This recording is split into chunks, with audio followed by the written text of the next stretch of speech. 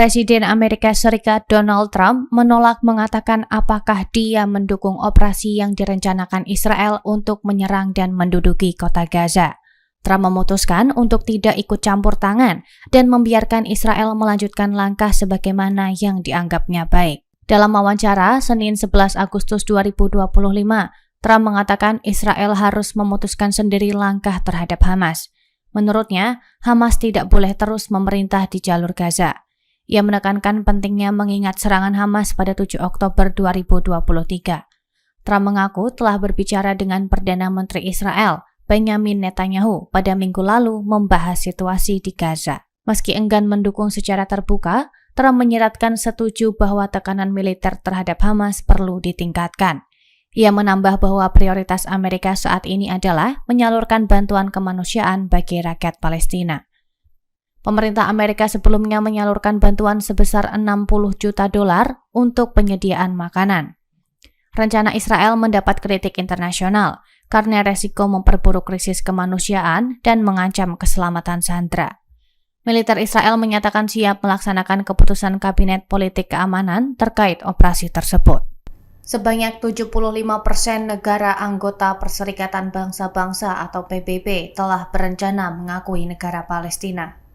Australia menjadi negara terbaru yang menyatakan komitmen tersebut dan akan mengumumkannya pada sidang umum PBB September 2025. Perdana Menteri Anthony Albanese menegaskan negaranya mendukung hak rakyat Palestina untuk memiliki negara merdeka. Langkah Australia menambah daftar negara yang mengakui Palestina di tengah perang Israel-Hamas yang kembali pecah sejak Oktober 2023. Data AFP menyebut sedikitnya 145 dari 193 negara anggota PBB telah atau akan mengakui kenegaraan Palestina. Daftar tersebut mencangkup Prancis, Kanada, Inggris, serta sebagian besar negara di Asia, Afrika, dan Amerika Latin.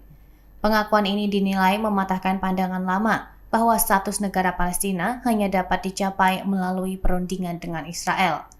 Langkah ini juga menjadi sinyal kuat dorongan global untuk segera mengakhiri konflik berkepanjangan di kawasan tersebut.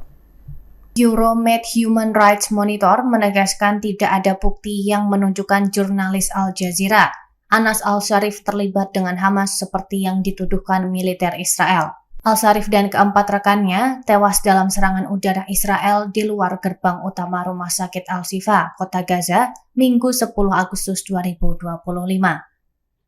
Militer Israel mengakui menargetkan kelompok wartawan tersebut dengan alasan Al-Sharif merupakan anggota Hamas yang menyamar sebagai jurnalis. Muhammad Shahada dari Euromed Human Rights Monitor menyatakan aktivitas Al-Sharif selama ini murni meliput di lapangan dari pagi hingga sore. Bulan lalu pelapor khusus PBB, Irene Khan, juga mengungkapkan kekhawatiran atas ancaman dan tuduhan berulang dari militer Israel terhadap Al-Sharif. Al Jazeera menuduh Israel melakukan kampanye hasutan terhadap para jurnalisnya di jalur Gaza. Komite Perlindungan Jurnalis bahkan menyebut Al-Sharif menjadi target kampanye kotor yang membahayakan keselamatannya.